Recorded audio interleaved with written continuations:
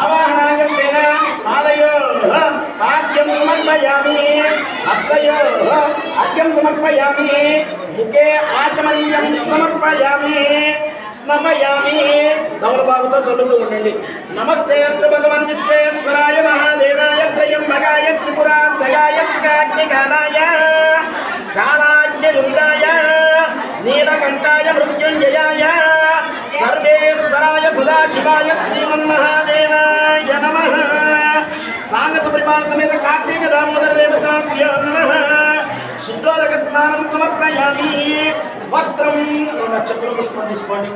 ओम सुमंगलीर्यं मदारिमागं समेत नमस्कार सौभाग्यमस्ते रुद्राय समर्पयेतन कार्तिक दामोदर देवताभ्यो नमः वस्त्रां समर्पयामि